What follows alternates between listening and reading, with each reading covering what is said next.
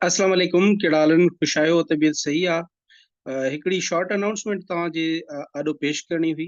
जीअं त तव्हांखे ख़बर आहे त हाणे जल्द Sindh public service commission CC 2023 ऐं उन खां पोइ CC 2024 जो इम्तिहान कंडक्ट करण वारी आहे।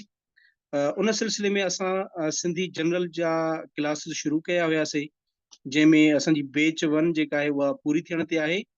हाणे बैच 2 असां शुरू करे रहिया आहियूं। इहा असांजी जेका शुरू थींदी उहा हिते त 10 मार्च लिखियल आहे, लेकिन इहा असांजी 15 मार्च खां शुरू थी रही आहे, 15 मार्च खां।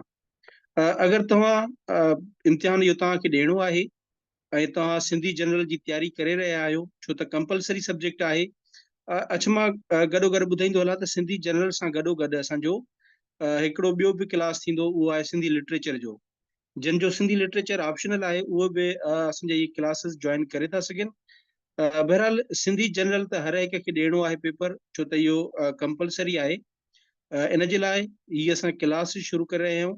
मैडम CSP DSP पारस मीराणी, हिन जो जेको आहे मैडम जो स्कोर बि सिंधी में टॉपर आहे, सिंधी सब्जेक्ट जी, सिंधी जनरल में।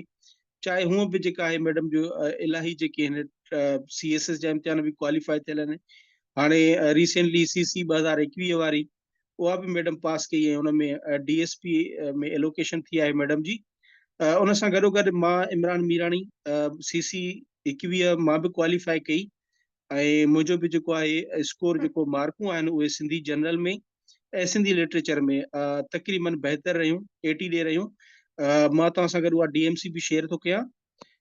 हाणे जेको कोई तयारी करे रहियो आहे, असांजा ही क्लासिस जंहिंमें ज़ूम ऐप जे थ्रू राति जो असांजा डेली लाइव क्लासिस थींदा ऐं अगरि कोई लाइव क्लासिस अटेंड नथो करे सघे त उन जे लाइ रिकॉर्डिंग प्रोवाइड कई वेंदी, जेका 24 कलाकनि जे लाइ अवेलेबल हूंदी उन वटि। ऐं गॾो जेको कुझु असां पढ़ाईंदासीं, जेके स्लाइड्स हूंदियूं, जेके नोट्स वग़ैरह हूंदा, उहे बि तव्हां सां गॾु शेयर कया वेंदा। मुनासिब फीस आहे, एतिरी घणी फीस न आहे। तव्हांखे अगरि इहे जॉइन करणा आहिनि त तव्हां मुंहिंजे हिन नंबर ते 0333296635 इन ते मूं सां कॉन्टेक्ट करे सघो था। अच्छा, मां तव्हांखे हाणे मां पंहिंजी DMC ॾेखारियां। ही मुंहिंजो आहे CC 21 वारी। अलहमदिल्ला ही हुयो पास क्वालिफाइड हुयुमि मां। इन में तव्हां सिंधी लिटरेचर जा ॾिसो, सिंधी लिटरेचर मुंहिंजो 85 मार्क्स आहिनि ऐं सिंधी जनरल जेको आहे, सिंधी जनरल में मुंहिंजो 74 आहिनि। त हिकिड़ो असांजो जेको पंहिंजो एक्सपीरियंस आहे, जेका असां पाण तयारी कईसीं, उहो बि तव्हांजे आॾो असां पेश कंदासीं ऐं कहिड़े तरीक़े सां क्वेश्चन अटेम्प्ट करणा आहिनि। अच्छा, इन में विच में जेके जेके टॉपिक कवर थींदा वेंदा उन ते तव्हांखे असाइनमेंट बि ॾिनी वेंदी, त जीअं राइटिंग जी प्रैक्टिस उहे थी सघनि ऐं हिकिड़े सुठे नमूने सां, सुहिणे नमूने सां तव्हांजी जेको राइटअप आहे, जेको तव्हां लिखंदव, उनखे बि चेक कयो वेंदो।